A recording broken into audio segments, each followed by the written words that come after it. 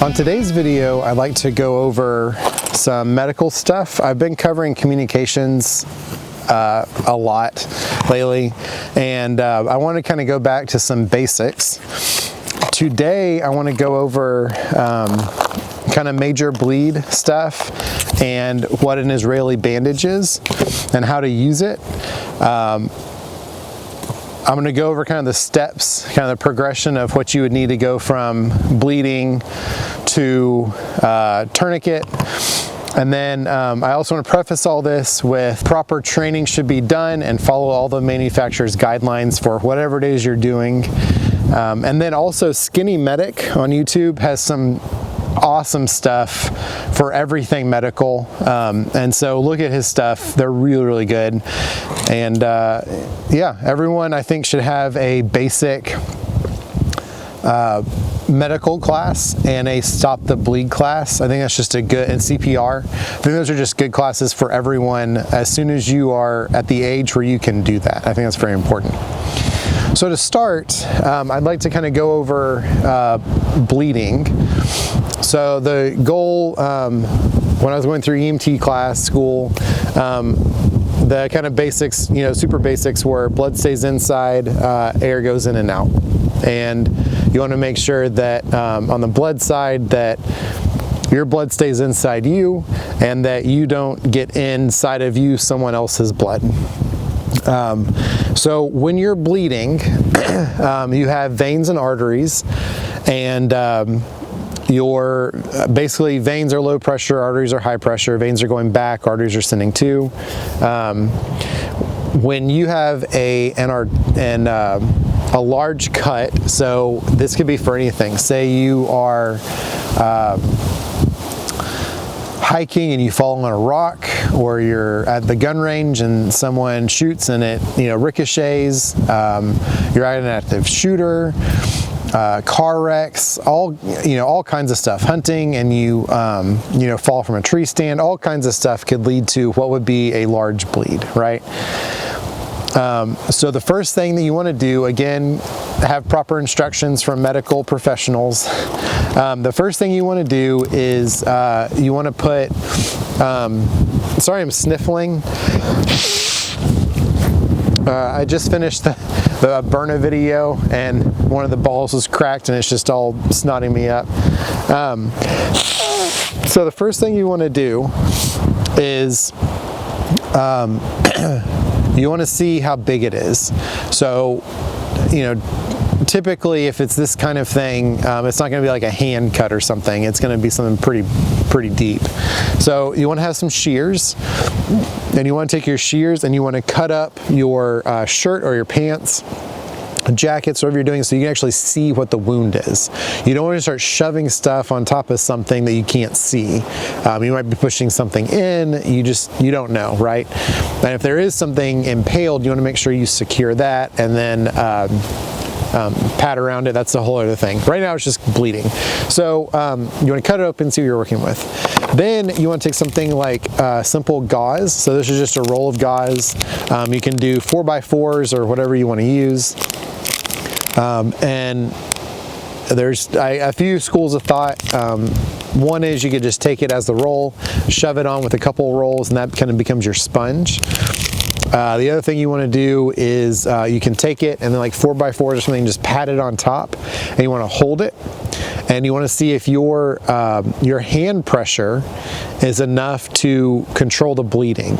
And that means they're still going to be full, but it's not going to be like oozing out and filling stuff up wherever you are. So basically the next step is you've tried to see what it is. It's bigger than what you think you can handle with Band-Aids. You've tried some 4x4s or gauze. It's still coming out. The next thing you wanted my kind of escalation that I like is an Israeli bandage. So this is a battle dressing or whatever you want to call it. The older ones are in green packaging like this, and I should probably come to the camera to show you specifically.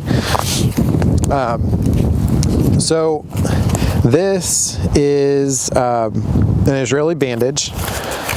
It's very simple. It's got the pictures on the back of what to do.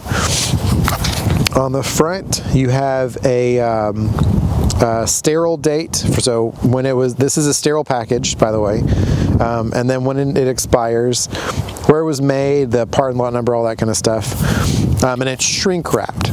So there's a lot of stuff in here, which I'm going to show in just a second, of one that is opened, and this is what it is. So you open this up. It's a tear package. So you tear it off like you normally would. Then you have an interior right here. So that's what this sits in. It's all, you know, bunched up because it's all sterile. So you've got that. So now this is your bandage. And the way that this works, there's a little string, if you see right here, and then every little piece, these are bunched together. So you can see there's a little fiber here, and this is basically, I mean, it's prettier than the way I'm making it, but it's basically bunched up, and each one of the bunches have this string that's attached to it, and that makes it easier when you get all bunched up. So let me get it all bunched up, and as you wrap it, which I'll wrap it on my leg in a second as a demonstration, this is all bunched up, obviously nicer than this, and as you go, you basically just pull it with very little force and it starts to open up. So if you look here, this is kind of the open chunk. This is a blood absorbent pad, kind of like a tampon, super absorbent. And then on the other side, you see here, so I get a sunshot right there. This says other side to wound, right? So it's super easy. You put red on red, and you take the red and you put it on your wound, and then I'll show what this is, but this is the plastic piece that adds your pressure and secures the wound. So we're going to pretend that that I have done something and I am now, you know, gushing blood, and I'm gonna, well, we'll do it up here so you can see it easier, and I'm just, you know, gushing blood. So I've taken these shears and this fiction thing, and I've cut my pants to see what's going on. I've taken gauze and 4x4s and put them on the wound, and it's still bleeding out a ton. So that means it's probably, if it's not an arterial bleed, it's pretty close to it maybe. And you want to make sure that you never remove bandaging. You want to leave that for the hospital. Or depending what situation you're in, but basically you want to get to a hospital before they start pulling all that stuff off. One of the reasons, I'm going to come down here, one of the reasons you want to wait is, say my arm is cut, your body is going into overdrive trying to shove everything to clot that wound internally. And if it's like shoving cells left and right trying to get there to clot your hole, and it has something butted up against it because you're basically making a dam for your blood. At this point, we haven't gotten to the tourniquet stuff yet. You're basically making a dam, and if you start removing your covering, whether it's 4x4s or a shirt, whatever it might be, you're about to blow that clot that it's trying to create. Okay, so now let's go back to the leg thing. So we tried this stuff, right? We tried our gauze, that hasn't worked. So now we want to kind of escalate it. And again, remember, in this kind of scenario, it's coming out, right? So you want to take your red sticker. Red goes to blood, right? So red on, and then other side is wound. So again, this is all bunched up. So you're going to take this and you're going to wrap it, or someone will wrap it. And again, this is all bunched up, so it's a little cleaner. So then you're going to take, in here, there's a little opening. So you'll take and run it. It's super quick. You'll go back through, and then you'll, as I pull this plastic piece is turning over onto your wound, and you're going to pull it, you know, as tight as you can, and that's putting pressure on your wound. So then again, this is all bunched up, so it's a little easier. So then you're going to wrap, right? So you're just going to take, and each press, you're going to make sure it's tight, really, really, really tight. So then you're going to take this, and you are going to go in, and then when you get to a point where this isn't working, you've got, let's see how this can work. You've got this little clip right here. And that little clip is going to go on the edges. And now it's on there, right? So you've got your wound covered, and it's clipped on, and it's got little pieces on there, so it stays on, and your hand's free to see what's going on. And hopefully that's it, right? Hopefully, you know, this is enough, and then you can, it's covered. You've got plenty of, you know, well, hopefully enough protection from it, and go get more advanced care out, you know, hiking or helicopter or ER or whatever it is. So let's say that doesn't work. So then you take your tourniquet, right? So this is a SWAT T wide. And the reason I like this is, unlike the cat, all you have to do if you need to undo it, say for this specific kind of wound, is this little buckle, just twist it and it comes apart. And now you have your tourniquet in two pieces. So you take this and you're going to run it under, my keys out of the way. So you're going to run it under, and you want it you want inches up. You don't want it on the wound, you want it above the wound, basically upstream of where the blood would be coming from. Okay, so then you take, and then you connect it, and you just take this here, the strap, and then you put it up, and you're going to pull it. You're going to just wrench it down. You're going to take your windlass, which is this little piece, and you're just going to start twisting. And you're going to twist until you can't twist anymore, and it'll hurt the person you're doing it to. That's good. That means that there's a ton of pressure, but hopefully they're not going to die. Okay, so now you've got your tourniquet and this, and everything is on there.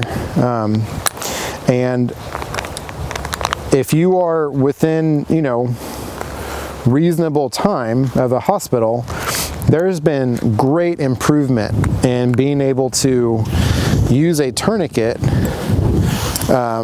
Sorry, let me get down to C. There's been great work done, an ability to use a tourniquet and not lose appendages, because, you know, that was the, I guess, the historic view of tourniquets was if you use one, you're going to lose the arm or the leg, and that's not the case anymore.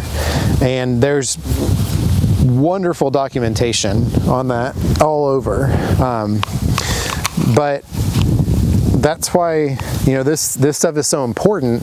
Is, you know, you want to make sure your blood stays inside, because again, once you start dumping blood,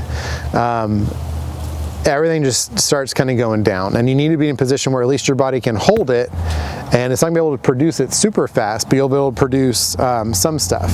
So you'll take this, and this will kind of be your last resort, and then you'll take, well, the Israeli Bandage, and again I'll show. So this is how, oh, there you go. All right, so this is how it clips right here, right? These little edges. And again, you want to do this at a hospital, so don't just pull it off. Like if you're at this point, you're going to need advanced medical care. And these are one-time use, so it's not like you can reuse it. And then that's it. So you take it, and you can see the clip is really good and staying on. So that's it. So that's your little clip, and then you, the hospital would do this, but just to show. So as you're undoing it, you're basically, that tension that was there, and then this is the piece again, right here. And as you did it, so let me do it again. So, you know, so you have put the tampon part on your wound, you know, red on red, right? And then, again, this is all sewn up so it's nicer. And then you just drop it in, and then you just pull this back, and that's putting your pressure on. And then with each wrap, again, this is going to be a lot nicer. With each wrap, it's going to be the width, and you just keep wrapping it. And that's, ooh, really close there. And so that's an Israeli bandage. And again, I think everyone should have some, just like a tourniquet. It kind of gives you an extra little step to progress. And just some of the basics are, remember, if you're going to do gauze, you want to pack it on. Don't remove the gauze. Do it at the hospital. So don't remove anything you put on, even if it's a shirt. Don't take the shirt off unless you get to a hospital. And then the nurses and paramedics will take care of that. Then, you know, stick this on top, and you can kind of escalate from that point. So again, I hope everyone enjoyed this video. I'll put a link. Amazon has a 3-pack of these. I can't remember how much, but it is well worth the money to keep some of these around, just like a tourniquet. And again, Cat is a really good tourniquet. They're really good. I just really like the concept of this swat, that that this buckle just undoes, and then you can wrap it around. It's just you can't argue with that. It's just super simple. So thank you for watching, and again, try and do some medical training. If anything, watch some medical videos, so at least you know something. American Heart Association is a great place to go to look for your CPR class, and then if you're looking at something more advanced, you can kind of go from there. Thank you again for watching, and just try and stay safe when you get hurt, and be as prepared as you can be.